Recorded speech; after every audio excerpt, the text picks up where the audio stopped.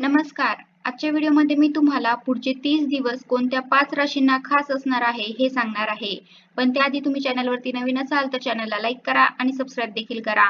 कमेंटमध्ये श्री स्वामी समर्थ लिहायला विसरू नका. पुढचे 30 दिवस 5 खास राशींना नो टेन्शन असणार आहे. कारण ज्योतिषशास्त्रानुसार तब्बल 1 वर्षानंतर सूर्यदेव करणार आहेत महासंक्रमण. होय, बरोबर ऐकलं. 14 एप्रिल 2025 रोजी सूर्यदेव मेष राशीत प्रवेश करणार आहेत. आता तुम्ही म्हणाल यात एवढं काही खास तर सांगते. मेष रास ही सूर्याची उच्च रास आहे आणि ग्रहांचा राजा सूर्य जेव्हा आपल्या उच्च स्थानात जातो तेव्हा काही राशींना त्याचा जबरदस्त फायदा होतो. या गोचरामुळे 5 राशींच्या नशिबाची चक्क लॉटरी लागणार असल्याचं सांगितलं जात आहे. धनसंपत्ती, प्रमोशन, शुभवार्ता, सुखशांती आणि आत्मविश्वास हे सगळं एका महिन्याच्या आत या राशींना मिळणार आहे. आणि हो, याच 30 दिवसामध्ये या भाग्यशाली लोकांना टेन्शन काय चीज आहे तेही आठवणार नाही.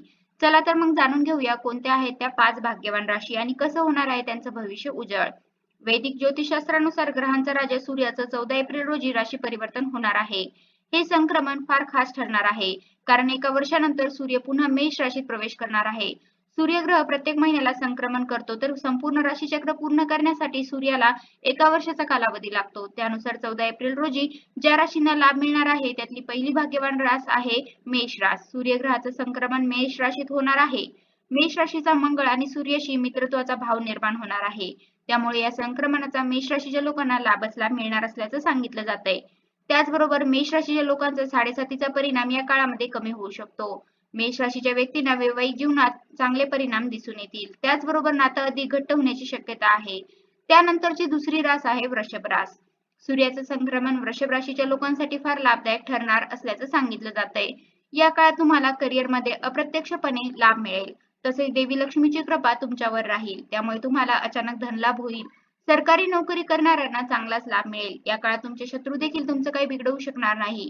त्यानंतर तिसरी भाग्यवान रास आहे मिथुन रास. मिथुन राशीच्या लोकांसाठी सूर्याचं संक्रमण भाग्यशाली ठरणार आहे. या काळात मिथुन राशीच्या लोकांच्या आत्मविश्वासात चांगलीच वाढ होईल. तसेच तुम्हाला प्रमोशन देखील मिळण्याची शक्यता आहे. या कालावधीत तुम्हाला एखादी शुभ वार्ता ऐकायला मिळू शकेल, जेणेकरून तुम्हाला नक्कीच आनंद होईल.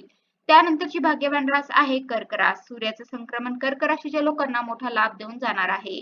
नुकतीच कर्क राशीच्या लोकांना शनीच्या ठेक्यापासून मुक्ती मिळाली आहे. त्यामुळे सूर्याच्या संक्रमणाचा देखील तुम्हाला चांगला लाभ मिळेल.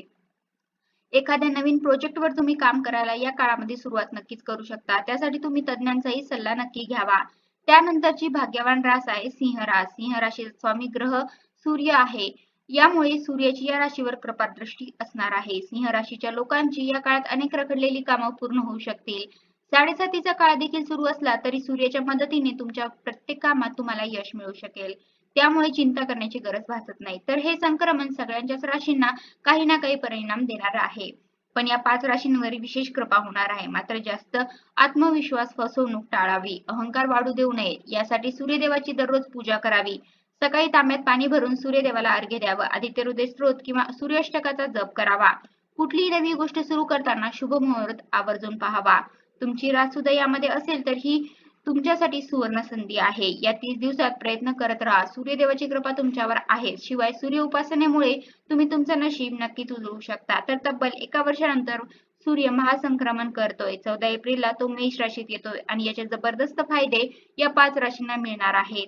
या राशीत तुमच्याही राशीचा समावेश आहे का? कमेंट करून नक्की सांगा. तर अशा प्रकारे आजच्या व्हिडिओमध्ये मी तुम्हाला पुढचे 30 दिवस कोणत्या 5 राशींना खास असणार आहे हे सांगण्याचा प्रयत्न केला आहे. कसा वाटला तुम्हाला माझा आजचा व्हिडिओ? कमेंट करून नक्की सांगा. धन्यवाद.